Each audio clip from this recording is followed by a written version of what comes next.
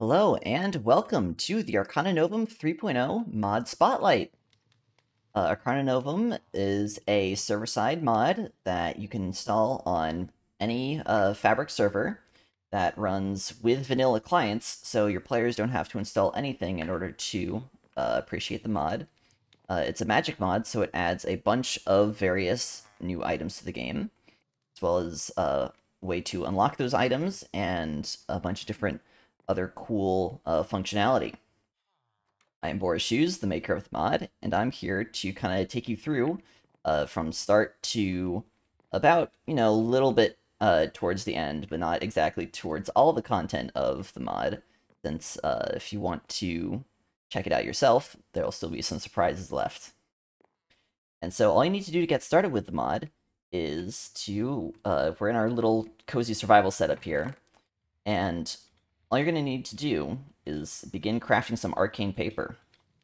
So the first step to crafting arcane paper is to get yourself an enchantment table, and just get any enchanted book. So we're going to get efficiency 1 here, and that doesn't matter. But we're going to surround this with some paper, and now we're going to get mundane arcane paper. I'm going to hide my advanced tooltips. So we have some mundane arcane paper here, and all you need is 4 of these to get started, plus an Eye of Ender. And all you need to do is going to take 4 arcane paper that you just crafted. You need exactly 4, no more, no less. Well, you could have more, but it will only use 4. And then your Eye of Ender, and you're just going to throw it on to the enchantment table. And we'll get some crazy little particles going. And you'll see we've just crafted our first tome of the Arcana Novum. So we've leveled up, and we'll get to what this means in a bit.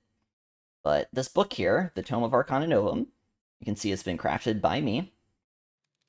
And this is kind of your guidebook. So if you open it up, you have your arcane profile here.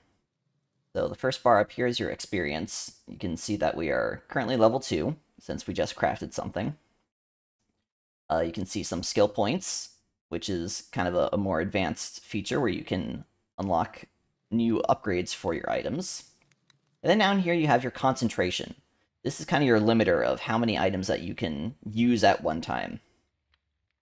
And if you want to click a little ahead here, you'll get a kind of text version of the tutorial, not nearly as in-depth as this will be, I imagine, but it'll give you enough to get started.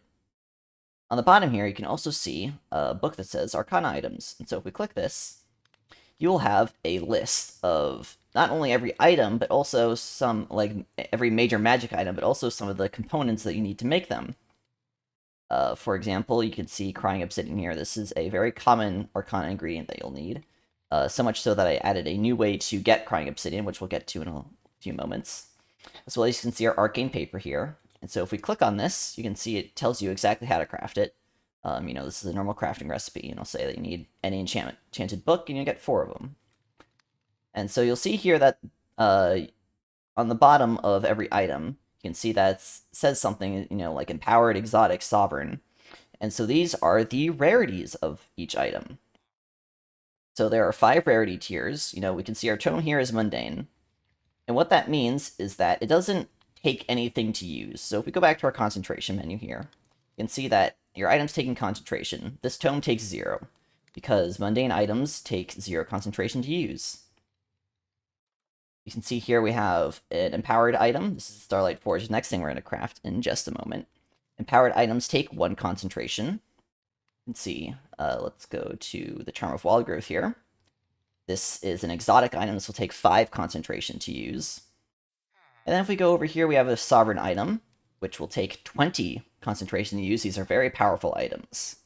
And so you can't really have too many of them in your inventory. And we'll see what happens if you kind of overload yourself in just a moment.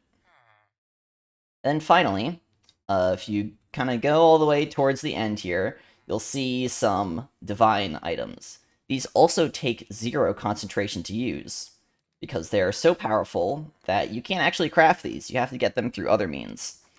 But there's no limit to how many you could use, because realistically you're not going to be getting that many in the first place. And so, the way that you can unlock new items, so let's say if we wanted to go on to the next thing here, we want to craft our Starlight Forge. However, we can't actually see the recipe yet. We have to research it first. So, the first thing we have to do is you have to obtain an enchanted golden apple. So you have some notes here, and as we get interrupted by villagers in the background, there are going to be different tasks that you have to do. The first one we've already done, which is obtain a tome, which we've completed. So the text for that is disappearing, it just says completed. And up in the top right here, you can filter the tasks. So for some of these items, so if we skip ahead a little bit, you know, some of these items have a lot of tasks that you need to do. So you can filter out the ones you've completed already, if you just want to focus on the ones that you haven't. We also have filter options for the list of items that you can see based on different categories. So you can sort by the rarity. You can sort by kind of what they are, like items that you would have in your inventory versus blocks that you would use in the world versus some forge things. And we'll cover what all of this is in just a moment. You can also filter them and sort them based on their rarity or their name. But it's going to be defaulted to this recommended view, which is kind of the order that I recommend that you get them, kind of ease of acquiring them, so to speak. But if we go back to our research, and we'll go obtain an enchanted golden apple. So we'll just put this into our inventory. So now we've obtained one. So if we go back, this should be completed. The background goes green. And so we need to scribe some notes in order to unlock this. This costs 1 empowered arcane paper, because this is an empowered item. Which we don't have, because, well, we spent all of our mundane paper. So if we get some more mundane paper, and we craft this up, so this won't do. So if we go over here and we try to scribe this, we don't have enough. But we do know how to make empowered arcane paper. We can look at the recipe, and it's 1 Eye of Ender and 4 mundane paper, and you kind of upgrade it. Let's go do that real quick. So now we have our empowered paper. So let's scribe some notes. This will cost 1. The amount of paper that it costs increases with each item. So if we were to obtain the materials for this, this would probably cost 2 or 3 paper. So you're going to need more paper the more items you unlock. Now we have these notes here. You can see this contains notes for the Starlight Forge, and it's been scribed by me. And all you need to do is just hold down right-click. Just hold it down, and you'll get some funny little particles. And once they're all gone, we can now go into here, and now when we click, we now get to access the item menu. So we can either right-click to see its recipe, or you can left-click to see the item menu. So on the bottom here, you have some achievements that are related to the item, as well as some upgrades called augments that you can get for the item, which we'll cover briefly. You can also scribe yourself some new research notes if you wanted to help a friend out, or save them for later in case I end up adding a feature that causes you to lose the research or something. That would be kind of goofy. But mostly for sharing it with other players, you can research it, get yourself a copy of the notes, and then give that to them. You can also read the lore of each item, which is not only an in-depth description of how they work, but also kind of how it works in the whole world that we've been built out a bit. So now that we have the Starlight Forge, we want to craft one. This is why you need to get an enchanted golden apple.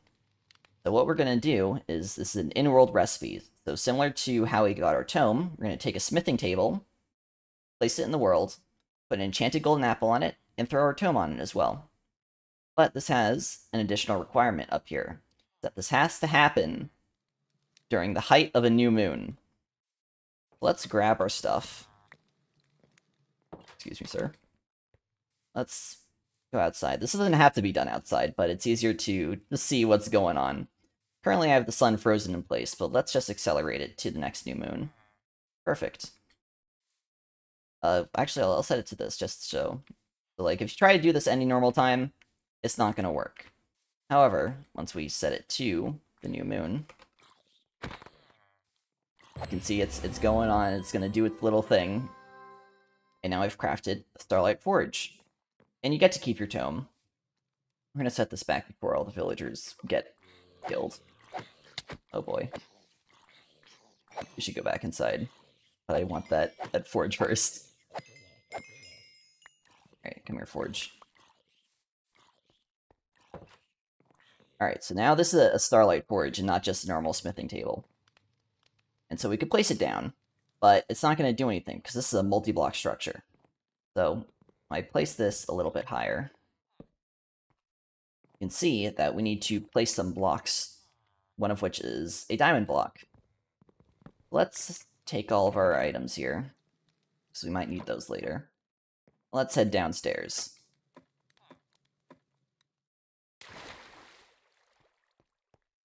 So welcome to the lair. I did not give myself...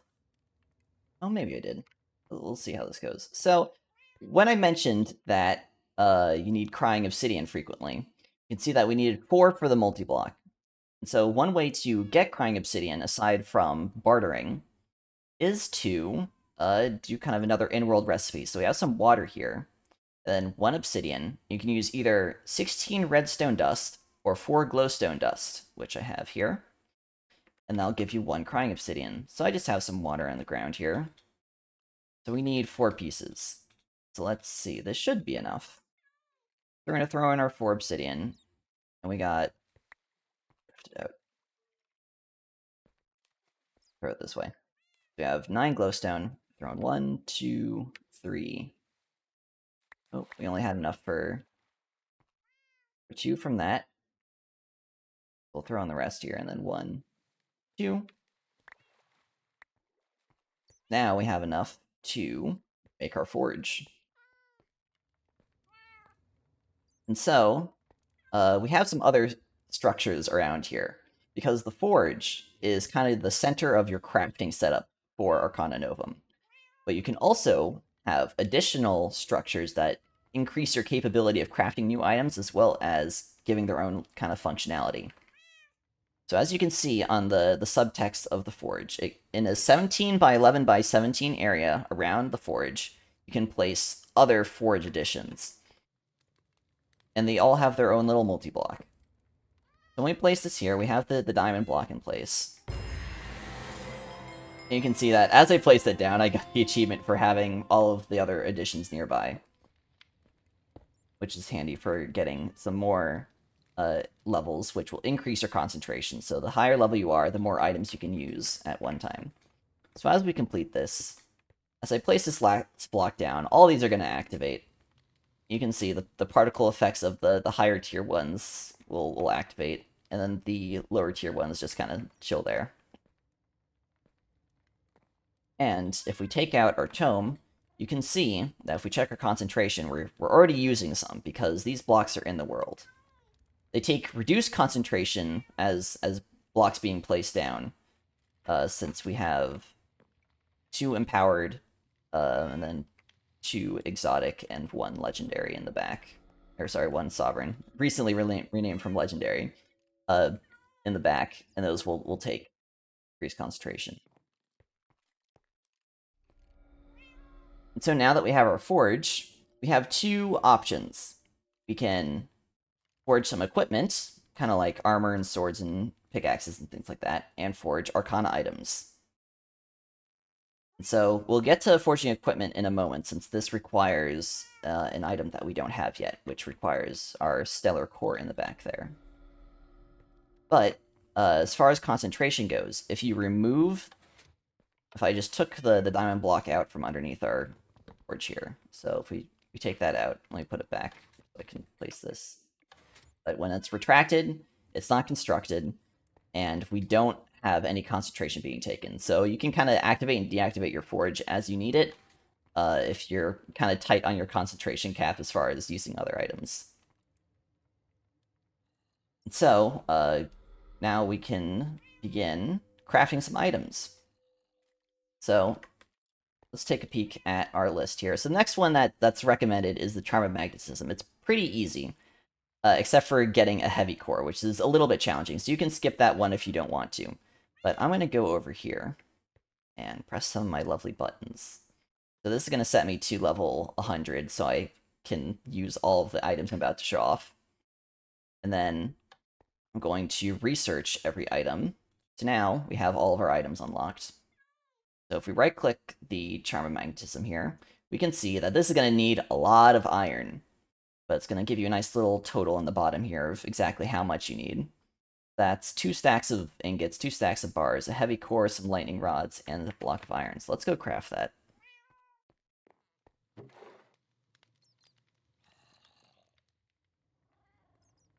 And a heavy core.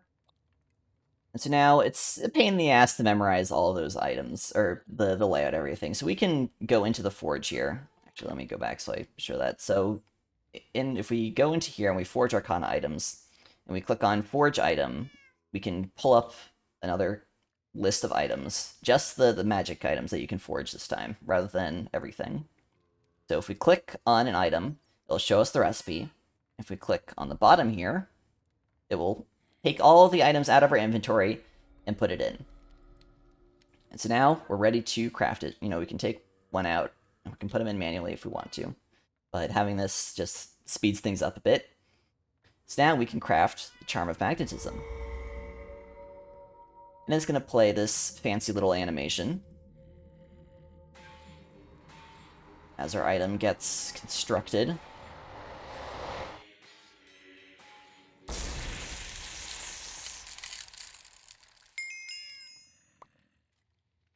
No, we've crafted our first non-mundane Arcana item, and I'll tell you that this is the first time we've crafted a Charm of Magnetism. So that is basically how you craft items.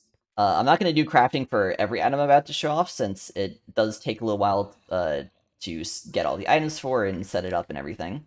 However, I will say that some items, if I go over here, some items will require Forge editions nearby. So, you know, some will require the Twilight Anvil nearby, the Midnight Enchanter, and we'll show what all those do. But those are just other items that you have to craft and place next to the altar. And some items also might need enchantments. For example, this needs Netherite Pickaxe with Efficiency 5 and Unbreaking. If you have a higher level than that, like if you can get a higher level of a certain enchantment that's required, that will also work. If you have other enchantments, like if this also had Silk Touch or Fortune on it, that would also work for the recipe. Same goes for potion effects. So let's see, I think this one needs some leaping potions. Yeah, so this needs a Jump Boost 2 potion for 1 minute and 30 seconds, so a Jump Boost 3 potion for that long would work, or a Jump Boost 2 potion that is 2 minutes would work as well. But this is just kind of the default potion that you make. And so, I'll show off the Charm of Magnetism real quick. It's pretty handy, because if you have an item that's far away, you just right-click, and it'll get flung towards you. You can also sneak right-click, and items at a shorter distance will get kind of passively attracted to you. That's the Charm of Magnetism. It's one of the easier items to make and one of the more useful ones. And using each item will give you XP, so that's kind of how you level up on top of crafting items. So here in this chest, I have most of the kind of starter items to show off. I won't go through all of them since there are a lot here. But, you know, the Charm of Light is one that will kind of help light up your surroundings. So in here I have a dark, scary cave. If we sneak right-click to toggle it to the placement mode, then we're going to right-click, and it's going to brighten. Now, if we go in here, we start walking around, it's going to leave these invisible little lights behind. We can hide in this corner here. Leave one there. And so if we switch it into visibility mode and then right-click, it'll show us where the lights are. So if you don't want them there anymore, all you have to do is place a block where it is, and it'll go away. It will get placed kind of back if you don't turn it off. But you also don't need to be able to see them in order to get rid of them. So if I just happen to know one's there, I can just block it off. Let me disable that as well. We have the Containment Circlet, which is a handy little item that will let you take your pets with you. So I can right-click to contain my cat. It'll also tell you how much health they have left. And you can kind of put them back, and I get a little achievement since I used it on an animal that I've tamed. So this will work on, cows, sheep, things like that. It won't work, however, on hostile mobs.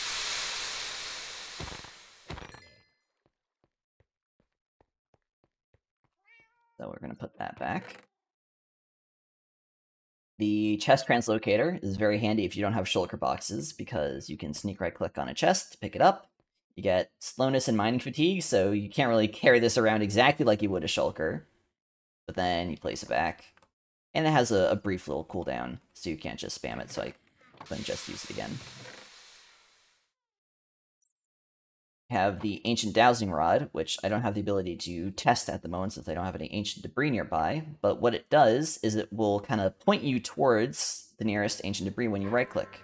If I use it here, it's going to send out a little reverberation, and when it comes back, it's going to tell me there's no debris nearby. Yeah, so there's nothing nearby, but it's very handy for helping you find netherite, since quite a few recipes will require some netherite scrap, on top of the multi-blocks for the forge. Here we have the telescoping beacon, which is a beacon that you carry around. So if I try and place it down somewhere, there's not enough space, since this is a max tier beacon at the moment. Since it comes to the max tier beacon when you forge it. So it takes the amount of blocks required to make a full beacon. Then you can place it down. And I kind of got jammed in the ceiling there, but deploys a beacon, picks it up real quick, very easy to move around. If you take out one of the blocks it needs, then I'll only capture the tier that it can go up to, so now I just have a tier 3 beacon carrying around. You can also use different types of blocks, and it will capture all of those as well. Before I get too far into all of those items, though, I will talk about some of the Forge editions that we have here. This one is the Twilight Anvil. And so what you can do in here is you can rename items for free. So just name this pick, and it costs no XP. You can use it as a normal anvil as well. So if I need to repair this for whatever reason, now you can do that, and it'll say it only costs 1 level here. This has no XP limit, so normally anvils won't let you do anything if it costs more than 40 levels. This doesn't have any limit at all. And you can also augment your items. So, let me get an item to augment. Which won't be good. This one. So if you go into your tome and you look at the item, you can see that there are a few augment options. So here we have Healing Circlet, which will slowly heal the contained creature, and Confinement, which will allow the circlet to work on hostile mobs. Both very useful. They also have a rarity tier to them. So this one is an exotic tier, and this one is a sovereign tier. And what this means is that they take different amounts of skill points to unlock. So if we go back to our profile here, you get 3 skill points per level, plus some for achievements. Different achievements will give you different amounts based on their difficulty. So because I'm level 100 from pressing that button, which is the max level here, then I will get 300 skill points plus 7 from the achievements that I've gotten so far. And we can spend those to unlock some augments. So we have 307 unallocated points since I haven't unlocked anything. So let's unlock both these. And so now I should have, yeah, let's see. That took exactly 7. So that was 300 left. So now if we want to apply this to our Containment Circlet, since it doesn't have any augments on it by default, so we're going to need some catalysts here. These are augment catalysts with tiers respective to the tiers of the augments that you unlocked, which you can craft through these items over here, and you can view the recipe. So once you have the catalyst to apply them, we're going to go to Augment Items. We're going to throw our circlet in. Now we can apply Confinement and Healing Circlet. And so some of the more powerful augments will actually change the sprite of the item. So the little golden niche on the circlet will show that we have containment, which means we can now capture our zombie that we couldn't before. And we can put him back down. Actually, I'm going to put him in, and we'll heal him up as well. So if we do that, we'll see that he's at 9 out of 20 health, and we'll just leave him in our inventory, and he'll heal over time, and we can put him back down later if we want to. So that's how augmentation works.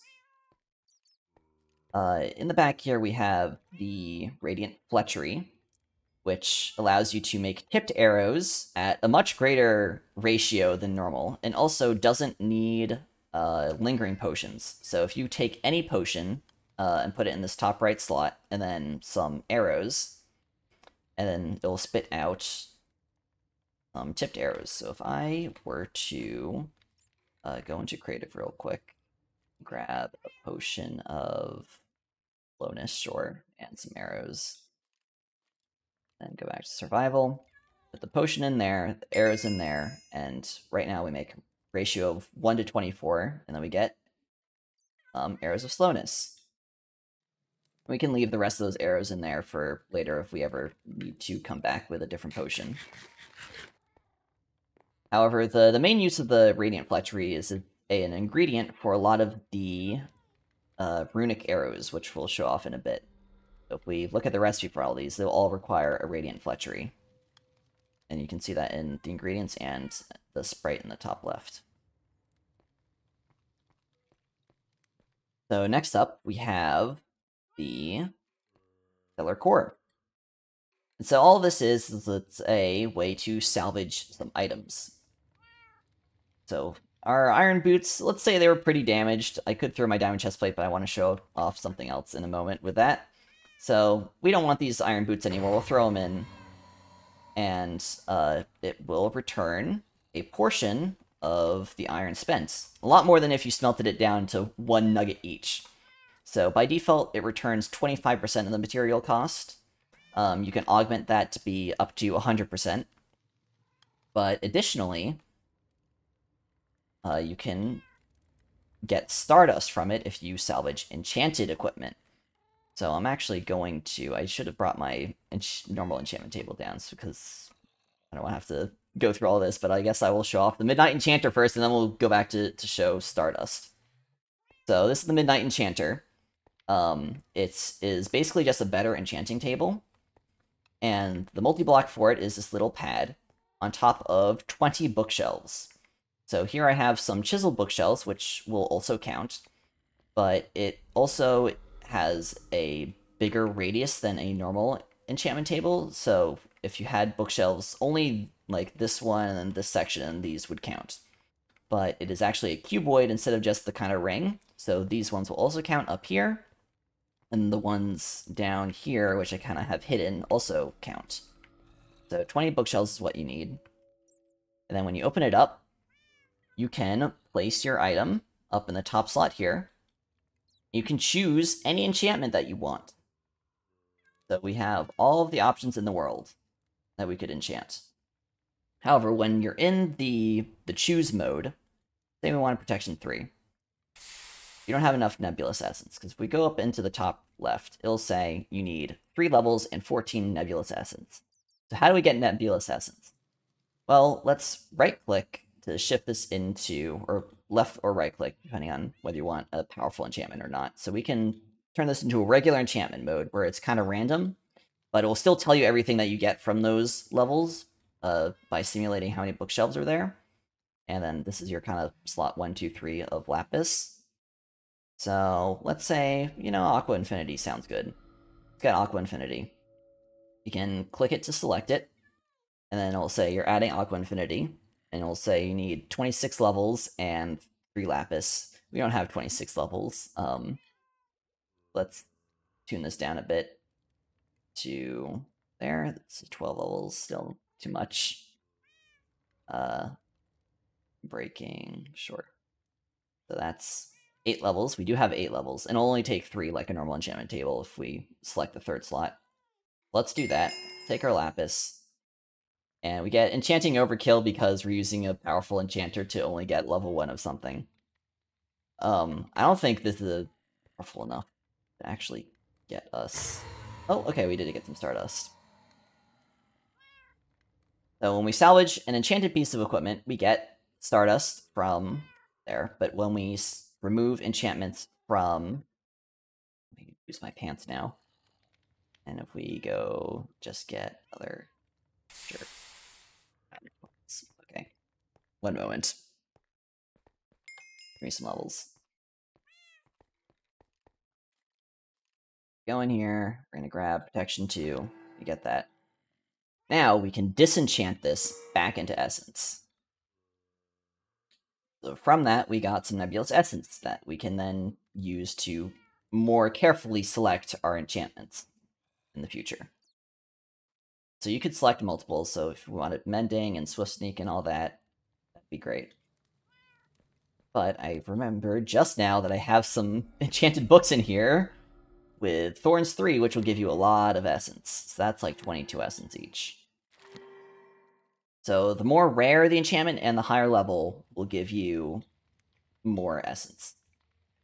So now we should have enough to put Mending on our chestplate. So let's see. Mending. There it was. So that will need 8 levels and 54 Essence, since Mending is a very powerful enchantment. So we can put that on there. So that's a Midnight Enchanter. And now we have some Stardust from here. And I hope we have some iron left, because now I'm going to show off the final feature of the Starlight Forge, which is forging custom equipment. So if you make a regular recipe for a piece of equipment in here, like a chestplate, for example, it will only work on certain equipment. So, like, I couldn't make a trapdoor and enhance that, because, like, what would an enhanced trapdoor even do? We're going to make a chestplate here, and then we get to play a little minigame here. And so this is kind of like a tile turn-based minigame, kind of like a little puzzle. And so this will require Stardust, and I actually did not get enough Stardust, since that needs at least 10. So if we try that again...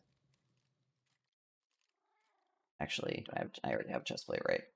Do helmet. And so different tiles here will do different things. And so the idea is to arrange your kind of setup that gets randomized each time you craft something to get as many stars. So we have a star here. You always get 2 to start out with, as well as 2 planets, which are kind of like dead tiles. And then the rest is random. And so you have different tiles on the right that you can kind of cycle through that will do different things. And so the main item that you want to be placing are novas, because these will turn into stars if they're touching these plasma tiles. And so you can also use other things to your advantage. So, like, our setup here has 2 supernovae, which will turn the 12 surrounding gas into plasma. So there's a really easy way to get a lot of stars out of this. And then there's also tiles like black holes, which will consume nearby tiles, turning them into plasma.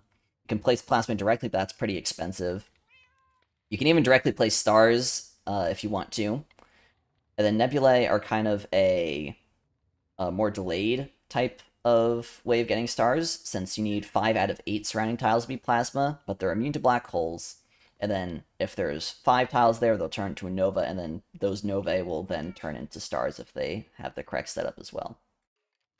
And there's also pulsars, which are a star variant that are a little bit more rare, that will turn the diagonal gas into plasma instead of the adjacent ones.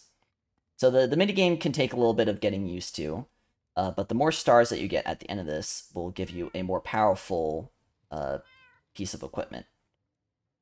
And so I'm going to see if I can figure out a good way to get a lot of stuff here. So this will turn the 12 surrounding one, which is in a kind of a star pattern. So we'll do the 8 adjacent and then kind of an extra one off of the side. So that means that this tile here is going to have 3 surrounding. So I'm going to shift click that to turn it into a Nova. We'll do that over here as well. And then unfortunately, this side gets blocked by the planet, and this side gets blocked by the star, and then this side gets blocked by the planet, and then the other sides are too close to the edge, so we can't exactly do that. See, this will turn this into a plasma, and this star will turn these two into a plasma, so that means the 3 sides there will be surrounded. So that is a good place to put one. We could put a plasma there, and then these 2 will get turned into plasma by this pulsar. Let's do that, and we'll change this to a plasma. We'll put that there. So each tile change that we do will take more Stardust to forge. And so you can also look at the turn order, because sometimes when there's like black holes that will destroy things, the order of the tiles matters. So you can do that, and we'll say that, okay, the star is going first, and then this one, and then the other ones, but that doesn't seem super relevant for this setup that we have. You can also change the turn orders if that does matter, and that takes 1 Stardust each. I don't think there's a way for this nebula to do much. Wait, so 1, this one, and this one. That's 4. I don't think there's a way to get the other ones. We could place one there, actually.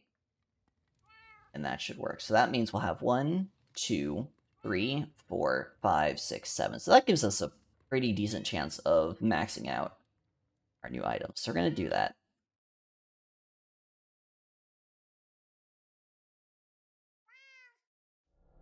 Oh, right. I forgot that those turn into black holes, so all of our stars are actually going to get eaten. Oh no, I completely forgot. There goes our plan. And our turn order did matter for the nebula. So this does take a bit of, forethought and hard to do on the spot in just a few seconds. So there are only 3 stars there, so we're probably not going to get something too great. This is going to forge our new piece of equipment. Alright, let's see what we got. 82%, so not great, but also not awful. So this will give us more armor than normal, as well as we even got a high enough percentage to get some knockback resistance. So if we were to look at the normal stats for a helmet, you can see that this is, 2 armor, no armor toughness, no knockback resistance, and we got a pretty significant improvement at 83%, so it's not all bad. So we put that on, and now we have a lot more armor. And at even higher infusion rates, you will get even better benefits, even getting extra hearts. And so if you... I'm actually going to do that one more time with helmet. What we're going to do is we're actually just going to cancel that and use some Stardust to put that there. I'll say that's good enough. This will give us 3.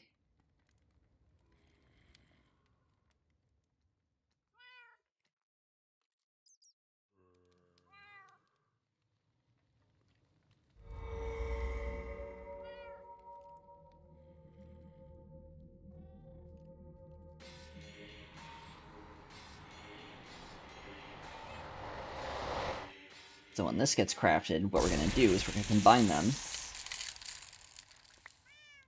to try and boost their stats. So we got 32%. Yeah, so that one was miserable. We just got really lucky on the first one getting something that high.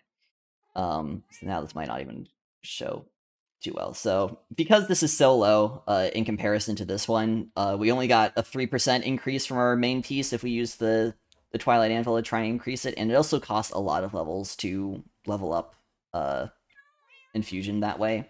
So it is better to try and do the puzzle and get it right the first time.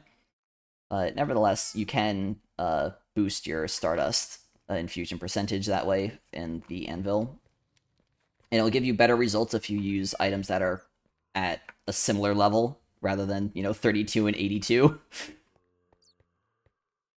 But moving on from that, we have one last addition to our Forge to show off, which is the Arcane Singularity. And so what this is you right-click the lectern, and it is basically a giant library for enchanted books. So if I were to take some of our enchanted books down here, these are all Thorns 3. So let's get some regular books and just enchant them a bit. So we can separate that into a stack of 1. And we will just do a level 1 of each of these. We'll do that. Not even looking at what we get.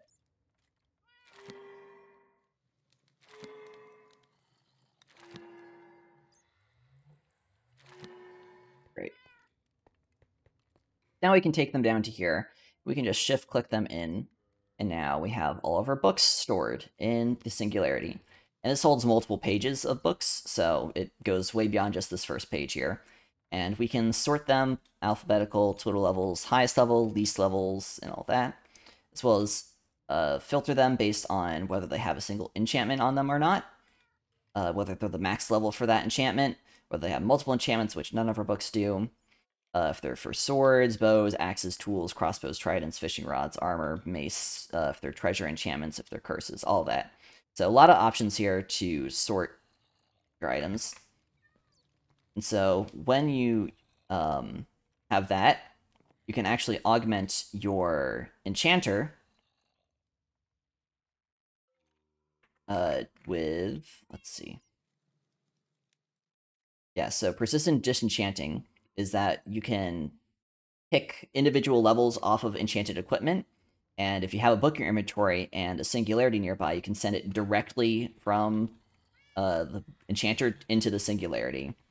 And if you have the augment on your forge called Mystic Collection, which will grab ingredients when you're crafting an item out of nearby barrels, it can also grab enchanted books from the Singularity and put them directly into your recipe for something like the Runic Bow, which needs Power 4 or Power 5 books. So it's a very handy little storage device. And so that is all of the different Forge editions. And the Singularity does have a way to increase its storage capacity up to 5 times, as well as being able to combine and separate enchantments from books, basically like in an Anvil, but completely for free as long as you have the spare books to split them off into and combine them from. It's very handy. Now my inventory is an absolute mess. Put some of those away. We look at our zombie, he's full health again. Got it, we had him. Goodbye.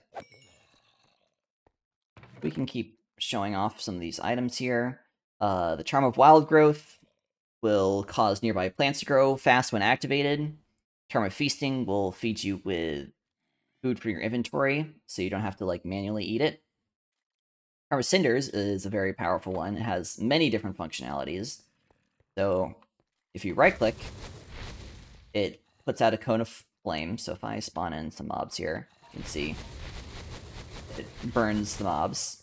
And it has a little fuel resource called Cinders. We'll kill all those. Get rid of the items. But you can left-click, and it's a flint and steel. And it'll do everything a flint and steel can, which is, light portals. You can light creepers to ignite them early, light candles on things, and everything a flint and steel can do. And then, if you sneak right-click, it becomes an auto-smelter. So if I were to... Let's see, do I even have anything I can smelt? Perhaps not. We'll turn this off and then give sand. So when we pick this up, it gets melted into glass. So super powerful charm. It also gives you fire resistance perpetually. So a lot of different abilities with this charm, which is why it's a sovereign item. And you can augment it to increase it for damage. You can make it so you can use it as a flint and steel without having to wait for its cinders to recharge. You can change its offensive AoE ability to either a giant fireball or a kind of precision strike on mobs. And you can also increase the amount of cinders that it has, and the final level will increase its recharge rate. Charm of Felidate is super simple. It halves your fall damage, or yeah, it significantly decreases your fall damage, and you can increase the amount that it decreases the fall damage with augments up to completely nothing. It also scares away phantoms and creepers like cat would. The Aquatic and Magmatic Eversources are basically just self-refilling buckets. So the Aquatic one is infinite, so I could just flood this place.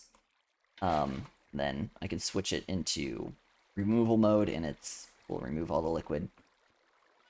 The Magmatic one has a recharge time, so if I place it down, I can't use it again. But I can pick it up. It doesn't, like, refill it after you pick up lava, though, so you do have to wait the full recharge time. But definitely handy for saving you inventory space. And you can augment it to give it multiple charges up to 25, as well as decrease its cooldown time. So I'll leave those because I'll need them in a moment.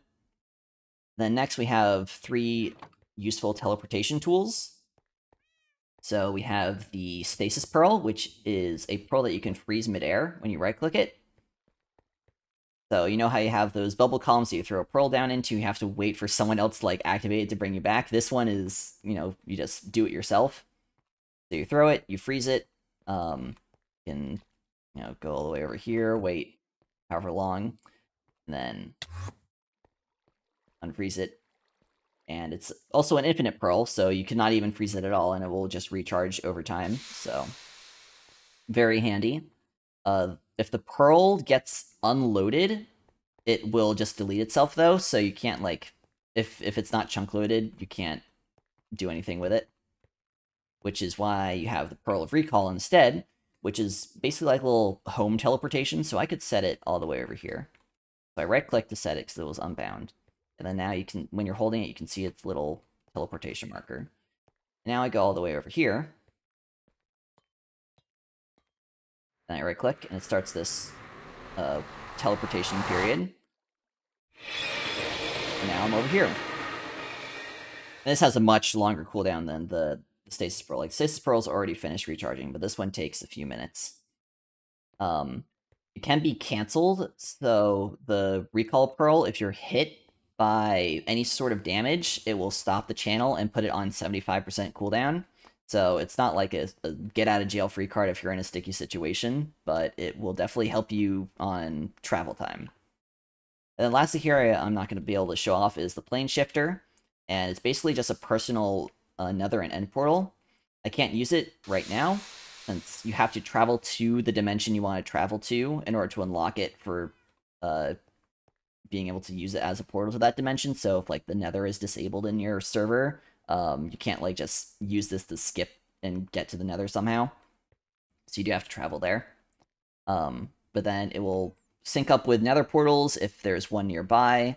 And if there isn't, then it'll just put you at, like, the exact coordinates that you should go to, which can leave you in some sticky situations, especially if you're going to the Nether. You materialize right over a lava pool, so if there's another portal nearby, it will put you there safely instead. But very handy. Let's see, we've got the Everlasting Rocket. It's just a rocket that recharges itself. You can use it for everything a normal rocket does, and the crafting recipe for it whichever rocket stack is in the center, it'll take on the properties. So, if you make a PvP rocket, or like an Elytra rocket, or if just a aesthetic rocket, it will take on the properties of whatever is in the center when you craft it. Brain the Jar is super useful. You can put XP in it, so I'm going to give myself some more XP. We open this up, and so now we can store levels. We can store them one at a time or all at once. And it'll store the actual XP value, and you can take it out one level at a time as well. What's really useful about it is you can use it as a mending bank. So I'm wearing a mending diamond chestplate. It's super damaged right now. If I turn the mending mode on and just leave this in my inventory, you can see it's draining its XP and refilling the durability bar on my chestplate. So it'll do that for all of your mending tools in your inventory. It's super, super useful. The Arcanist belt is something you might need once you get really into the mod. And what it is it's a belt that holds magic items, as well as tools. So there are some items it can't hold, like I can't put my stake in it, since that's not really a tool. But a lot of the magic items that are kind of passively used, it will put them in there. And it will also continue to use their passive ability. So if my Brain in the Jar is in there, and I take damage on my chestplate, then it will still activate its mending ability from the belt. So super handy, and items will cool down while in the belt as well, which they won't do if they're in like a shulker box in your inventory. And items in the belt will also take decreased concentration. So you can see on our concentration here, you can see that the items in the Arcanist belt take a halved amount, which you can decrease even further with an augment, and that will do 1/4 instead. And you can augment it even further to get extra slots. I'll leave these in my inventory. Next up, we have the kind of 3 items that go together very nicely. First is a Soulstone, which is very expensive to craft because they're very powerful items. Soulstone takes a block of netherite, and what it does is you can store mob souls in it. So if we were to spawn this, right now it's unattuned. So you punch a mob and it will attune to it. Now, if you have this in your inventory, when you kill a mob of that type, you'll get 1 mob's killed. And the more that you kill, the higher tier you'll get, up to 10,000 mobs, which will give you the max tier of 7. And this is used for a bunch of different ingredients. So the Soulstone doesn't do anything by itself, but it is used for other things, like the Essence Egg.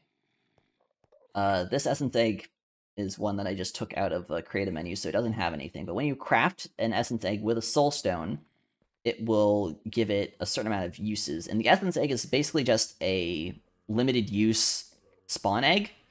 So if I were to craft an Essence Egg out of a Soulstone for zombies, it will take 25 souls to give 1 use of spawning a new mob. So the conversion ratio isn't super great, but definitely useful if you need a certain mob type, like, on demand. You can also, like, hook these up with mob grinders and everything to get those super fast. And the great thing about Essence Eggs is that with 5 uses, you can convert a mob spawner to any type, kind of like you would with a normal mob spawn egg in creative mode. Which goes great with the Spawner Harness, which lets you pick up and move mob spawners. If I give myself a spawner, I place this here, you obviously can't pick this up with Silk Touch or anything, but with a Spawner Harness, you can just move it around. However, the Spawner Harness has a chance of breaking after a certain amount of uses, so you can't just move them around willy-nilly. I'm getting super lucky here. Yeah, there we go. It will break at some point. But if I were to go into creative mode and artificially increase this, so if you're in creative mode, you can punch with an Essence Egg to attune it. Normally, you only attune it through crafting with a attuned Soulstone. And if I right-click in creative in the air, it will increase the uses up to 5. And I can use that on there. And I consumed all 5 uses. If I had 6 in there, I would still have 1 use left in the egg. And now that's a zombie spawner that's just sitting there and probably won't spawn anything since this should be lit up. But you can move that elsewhere and put that in your base for a portable mob grinder. Next up, we have some blocks that you can place down. So I'll probably show these two off. The Continuum Anchor is a chunk loader that loads a 5x5 chunk area with entity processing, and then a 7x7 with lazy processing. If you know what that means, it's super useful. If you don't even worry about it. The Spawner Infuser lets you boost spawners, increase their range, increase how many mobs get spawned, decrease the time between mob spawns. It also takes a Soulstone to use, so it's very expensive but very, very powerful. Like, you can get hundreds of mobs out of a single spawner if you use a Spawner Infuser with it. So very useful to have, but also rather late game. Here we have the Fractal Sponge, which is just a good sponge, like a very good sponge. Because sponges are usually pretty useless, but if I go up here, and I place this down, like, it's gonna suck up everything. It has an increased radius, increased amount of blocks it can suck up, and you can boost it even further with augments. And much, much more usable than a normal sponge. You know, I put it down here. You do have to be a little careful when using it, because the water can just fill in if it's not, has the high enough range to reach everywhere. But it's a big improvement over regular sponges. Right, I'm just gonna leave that there so I can get down. Next up, we have the Igneous Collider, which is an Obsidian generator. So I'm gonna retract that. So here we have 2 cauldrons. It also works with source blocks, but I'm gonna use cauldrons so it doesn't spill lava and water everywhere. But I put lava in there, water in there, and after a couple seconds, obsidian pops out. You can put a chest on top and it'll spit it into the chest or a hopper or whatever. So there are entire contraptions that I've made basically meant for automating this. A lot of creative redstone engineering you can do to make this go super, super fast on the max augmented tier. Also, I had a netherite block on a little piston there, because if a netherite block is beneath it, and we wait just a few seconds.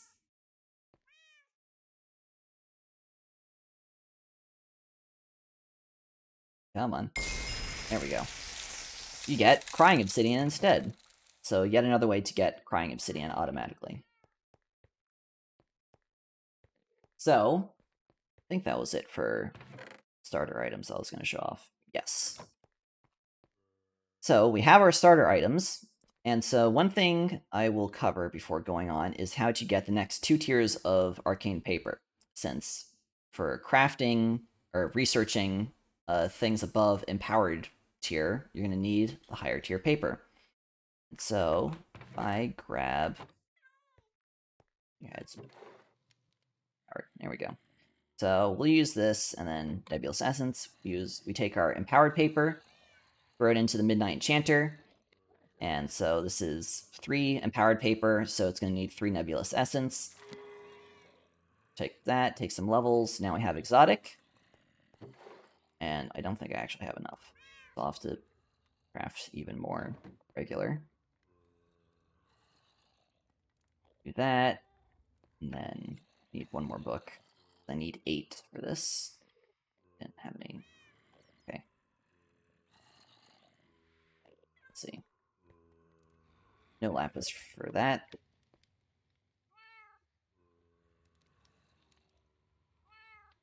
Mundane, we'll take our mundane. Make it into empowered, take our empowered. Make it into exotic. Then we take our exotic. I need 1 gold ingot. We go to our Stardust infusion, take our exotic paper, surround it with a gold ingot, and then we... Oh, this is a lot of black holes, oh boy. We do our little mini game. I also only have this many Stardust on me. That one should survive. That one won't survive. Can change one thing. I'm saving. There. Alright. That should give us 2.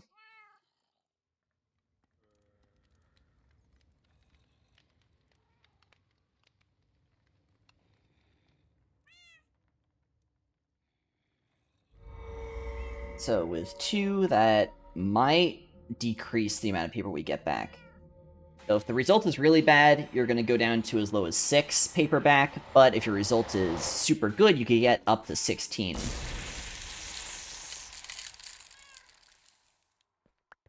Okay, we got 10, so not horrible.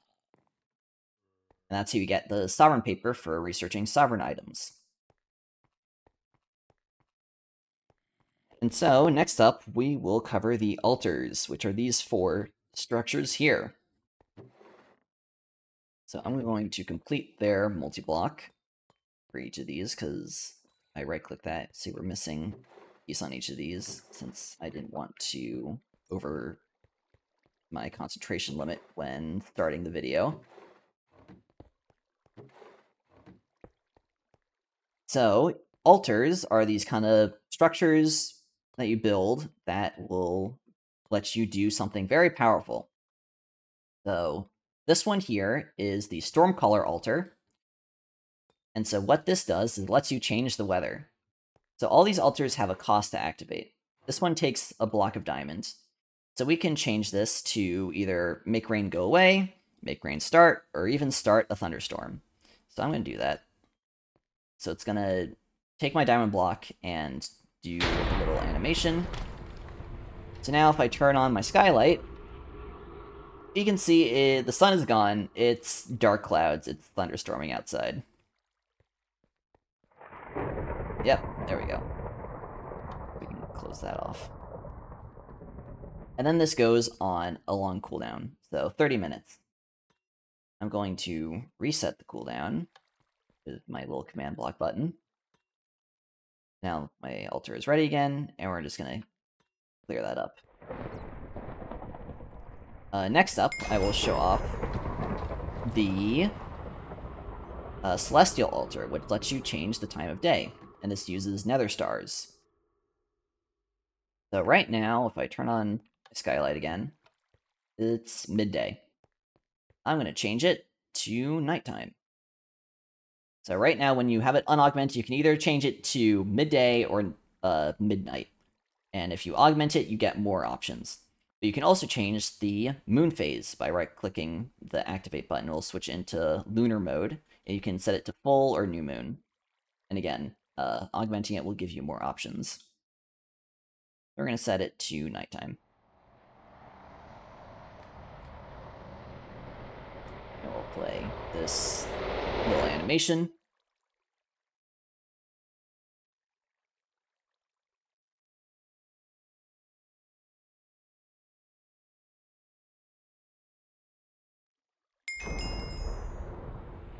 Now, if we look at our skylight, it is midnight. I'm going to reset that again and change it back to day. We'll just let that do its thing. You don't have to stand in the middle of it for this one. And while that's happening, here is the material cost for the little altar pad for the Stormcaller altar. Here's the material cost for the pad of the Celestial altar. There we go. Next up, we have the Starpath altar. This is a personal favorite. Here's the cost of the pad. So here, it uses Eyes of Ender, but it will use more than one based on how far you teleport, because this is a coordinate teleport. I'm actually going to go grab my cat as well to demonstrate this.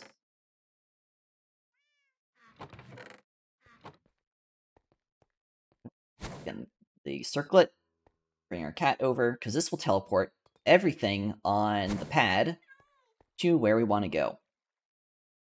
So right now, the coordinates are the coordinates of the pad here. So we could use this. I'm actually going to see if I can copy this. So that's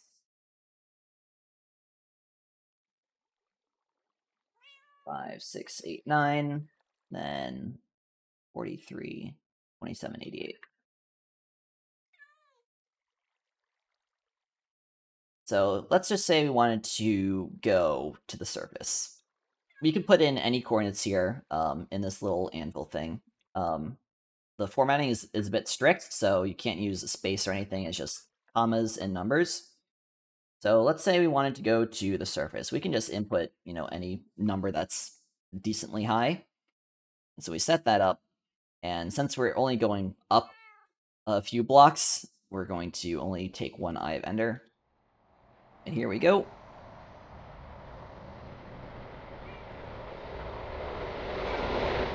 But you can use this to go anywhere in the world as long as you know the coordinates of where you want to go, and it will put you within, 5-ish, 10-ish blocks of where that is, unless the height that you put in is off, in which case it'll just find kind of a pocket. So since I put in 100, it'll put us on this tree, right above our base. And if I turn my coordinates on, we're at 78. Yeah, so obviously not 100. It tries to put us in a safe location. And I'm here with my cat. So that's,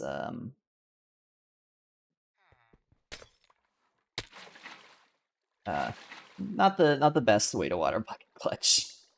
I'll redeem myself. There we go. Anyways, we'll throw that away and close that up again. I'll just keep the Charm of Feasting in my inventory. Set this to regen mode so it'll feed me as long as I regen. Alright, and so last up, they ate the flesh. That's great. The Feasting Charm does just kind of go through your inventory numerically. So you want to have your food in the top left, or you augment it to pick the best food. That's fine, it'll feed me a steak now. And last up, we have the Transmutation Altar. This altar lets you transmute things. So if you open up your book here, you don't actually have to build the altar to see what you can transmute. Right next to the Transmutation Altar is the list of transmutation recipes.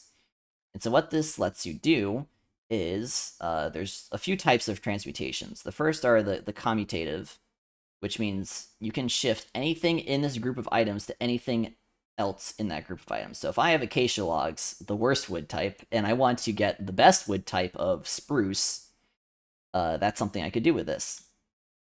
So we'll show that off first.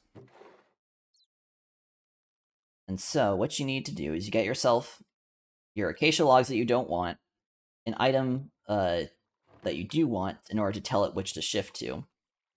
And so if we look at the recipe again, it'll tell you that you need some reagents, which in this case is 12 copper ingots and 6 emeralds. So what you do is you place the items that you don't want on the white pad, the item that you do want on the black pad, and then I'm just going to throw all that on there. It'll only take the amount that it needs. And so it will transmute that whole stack of items into spruce.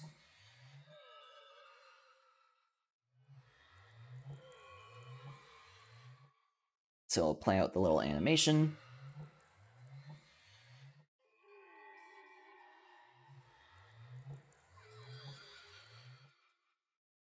Now the acacia is going to get consumed, and the reagents.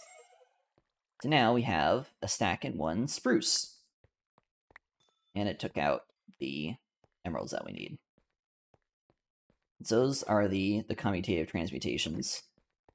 And there's the infusion transmutations, which will let you craft things that you normally wouldn't be able to craft, or get a better ratio on crafting some things. So, example, you can use 1 to 6 for blaze rods to blaze powder if you use some gunpowder and stardust as reagents.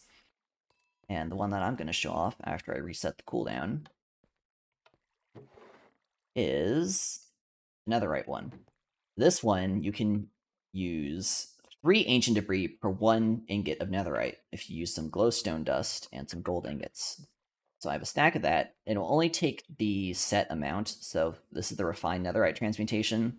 So it'll only take 16, even though it says 3 to 1, that's kind of the ratio. It will take however many the full stack is there. So if I put 2 stacks, it'll only do 1 stack worth, and then consume the set amount of reagent. We're going to do that. I'm actually going to step off. You can, if you accidentally pick up the items, as long as you place it down before the animation completes, it's absolutely fine. If the item is gone when the animation completes, it will refund the cooldown and just not do the transmutation, so you can start it again. That will do its little thing. That will leave one behind since it's a 3-to-1, so it took 63. And we get our 21 netherite. This is also one of the ways of getting the final tier of paper, the divine tier.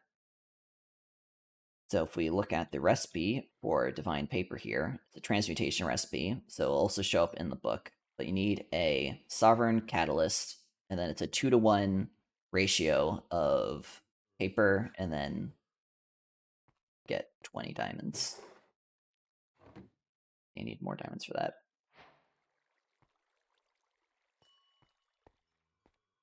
So we place down our diamonds, our paper. I feel like, okay, that's a 16. I think I have a typo in the book.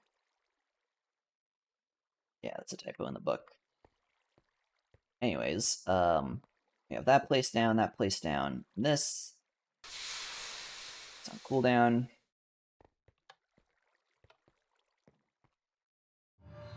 So that will go, and that will get us the final tier of divine paper. And so if we look at our recipes right now, actually wait, it should show up since I have everything researched, but the Aquatic can only be obtained through transmutation of a divine catalyst, and so that will show up in, I can remember, right click. That will show up only in your transmutation recipe book after you have it researched, which requires the divine paper.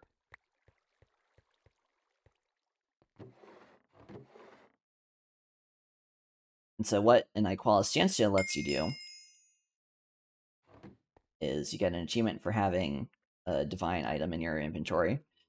Is it lets you transfer your skill points. So if you max out all of your skill point allocations, because there's way more augments than there are skill points to unlock all of them, what you can do is you can use the Iqualis as well as the stack of Stardust and Nebulous Essence as reagent to transfer your allocated skill points into another item.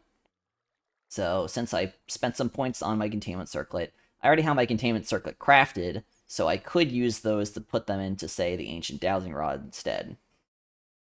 And that will allow you to kind of bypass the point limit. However, you do take increased concentration for having an item in inventory with augments that you haven't allocated points into. You can also use the Null Memento to completely unallocate all of your skill points as well, and that's crafted through, or it's not crafted, but it's gained through the other way that you can get Divine Catalyst. So the first way you get Divine Catalyst is a transmutation, which is in here, which is a 3-to-1 ratio of Sovereign Catalyst. But if you want a 1-to-1 ratio, you can go into here and look at the recipe. If you fight a modified Wither called a Null Construct, which uses a block of netherite in the center, and you right-click it with a Sovereign Catalyst, you will have a very difficult Wither fight, and it will drop a Divine Catalyst. And if you use that Divine Catalyst to do the same fight, you will get a Null Memento, which is not only a very good helmet, but if you activate it, it will deallocate your skill points, and it also has another secret ability. So that is all of the altars here. So there are a few final set of items I want to go through. I can clear my inventory by dumping some items away. I'll keep the steak and that stuff. Here I have a bunch of mobs to be my dummies here. So here are some of the offensive items. Shadowstalker's Glaive is a fun one. It lets you, if you sneak right-click, it'll teleport. You can see on the bottom here, it has charges. Kind of hard to see with the Blackstone background, but you can get up to 1 charge passively, and that's enough to do a little short teleport. But if you kill mobs, So you get your charges up. So if you're hunting a mob down, you hit it, but it's getting away, it's running away from you, you can right-click, it'll use 4 charges to put you right behind where it's looking. That's very useful. It's also lets you go through walls, so if I want to like just hop up here real quick, I can hop down here. You know, I can get on top of the skylight if I wanted to, or down from the skylight. It does take practice to get used to the distance, because you can just get put into a wall and then you're not having a good time.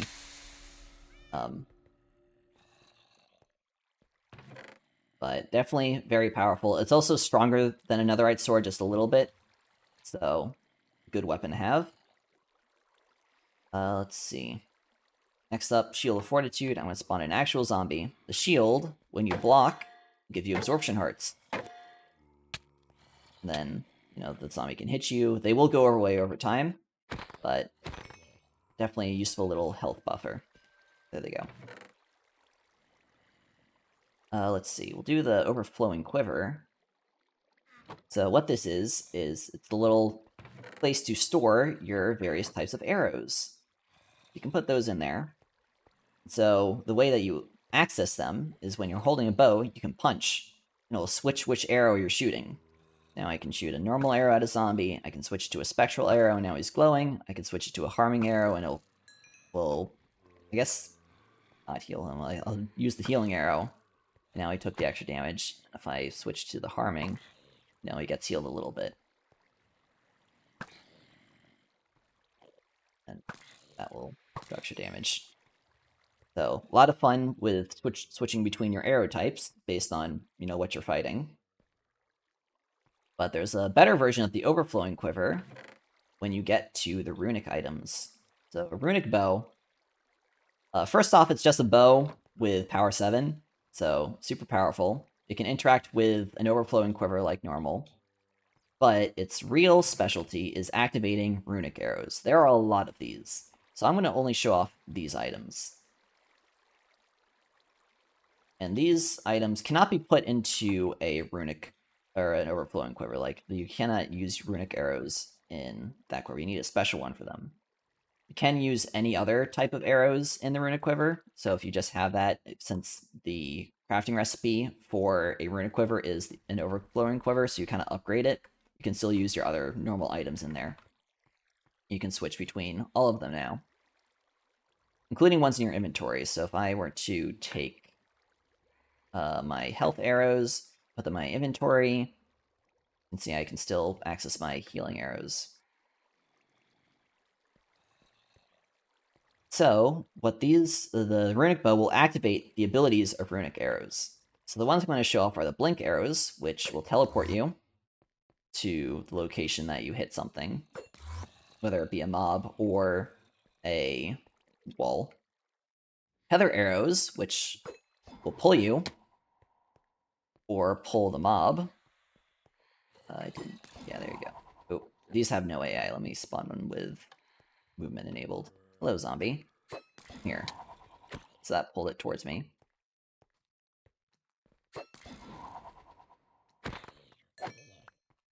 So this, the tether arrows will basically almost perfectly get you up onto anything that you shoot at. It has a little bit of movement to it, like I hit my head on the ceiling. So if I get closer, it works a lot better outside. I'm realizing this is a bad use case, but you can use it to pull yourself up onto things pretty easily once you get the hang of it, assuming you have the vertical space to do so. We have the graviton arrows, which might work on the no AA mobs. No. But it pulls everything else in, and they get stuck, so you can combo your other arrows that have more AoE abilities. We have tracking arrows, which are basically just trace around. So if I aim a bit off, they will correct themselves onto shooting a mob. So you can see them kind of adjusting. The range isn't super great. Oh no, I shot the cat! I'm sorry! So you can see it's not curving to this zombie to my left here, but now it is. So you can upgrade the... you can augment the arrows to have a better turning radius, so they can lock onto things at a harsher angle. So they're super powerful. Ensnarement arrows spawn a movable zombie. And now he can't move. That means they just kind of get frozen in place. It works on flying mobs as well. And even players, although at a much shorter duration against the player. Let's see, was that all of... Okay, yeah. Photonic arrows. So photonic arrows are the last one I'm going to show off. They are piercing arrows that go completely straight. You can see I killed both of those zombies at once. There is damage fall off on these, so if I hit something from further back, kill those and respawn. So if I line up a shot with like a few zombies, here we go. So this guy's missing a lot of health. This guy's also missing a lot of health, and that one too. But the guy back here, not missing much health. Maybe I'm all within too close. Let me shoot from further back. I think those two are lined up.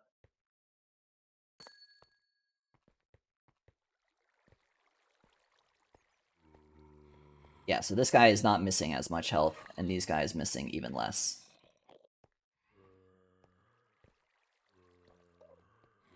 And so there are a bunch of other runic arrows as well that you can get. So smoke arrows, we used to graviton, expulsion arrows, storm arrows for lightning, siphoning arrows for healing you, arcane flak arrows. I guess I'll show these off quickly since I have the phantoms here. So flak arrows will explode when they hit something, or when they're in the radius of a flying mob, and do extra damage. I think they do 4 times damage to flying mobs, if I'm correct, so very lethal against phantoms, and make it so you don't have to hit precise shots on them. Detonation arrows are explosive. You can make them work better against players or against blocks for like blast mining. And then concussion arrows, which will stun mobs and make them so they can't move or follow you or hurt you for a little bit. Let's see, we also have some other items in here. The shulker core gives you levitation, but is mostly a crafting ingredient for the Levitation Harness, which is creative flight. However, it has a caveat with that if you take damage... You gonna hit me? There we go. It turns off and then does a bunch of damage to you. It always halves your health. So be very careful when flying around with this. But then I'll reboot after a little bit and you're good to go.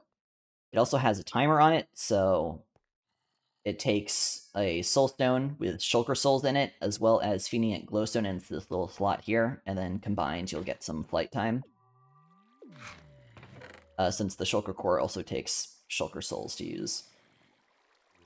We have the Sojourner's Boots, which will give you increased move speed over time, so as you sprint more, you go faster.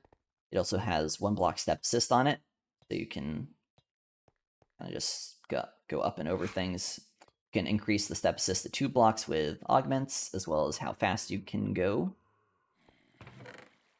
And then the Tome of Vengeance, I'm not going to show off, but is a new type of Totem of Undying, where when you take fatal damage, your health will be unable to go below 0, so it'll be kind of stuck at half a heart. You can heal above that, but if you take damage, it will go back down to half heart. And that gives you kind of this death ward effect for a certain amount of time to kill whatever killed you.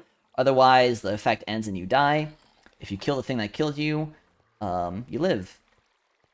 But it gives you that kind of period of invulnerability to do whatever. So good for PvP. If you happen to take fall damage while using this, you're kind of screwed. It'll give you enough time to pull out an actual Totem of Undying if you have one of those on you. That's just not in your hotbar when you took that damage. But this will also activate from your belt. So you have one you can just keep one of these in your belt, and then, you know, have a normal totem in your shulker box, and if you happen to take damage that will kill you, you have time to take out your shulker box and hold the totem before the effect ends. So that's all of these. Then there are the divine items. I already mentioned the Iqualis and the Memento. The other ones are not actually obtainable. They can be spawned in with commands. The Wings of Enderia happen through the Enderia boss fight, which is a modified Ender Dragon, which a server owner can run. And then, for that boss fight, I recommend giving someone a Charm of Leadership, which is just a little AoE buff for everyone, like a raid boss, kind of like in an MMO. And then the Pickaxe of Septius does not have a crafting recipe yet, and is a ramping pickaxe with Vein Mine that will be implemented some point in the future, but you can still get it through the creative menu. And so that is everything in Arcana Novum. I know this has been a long update, but there's a lot to go through and a lot that I did not even touch on yet. You can open up the tome, look through the things, look through all the augments. There's a lot of different abilities. The Alchemical Arbalist is a lot of fun. Didn't cover that. And so, thanks for watching.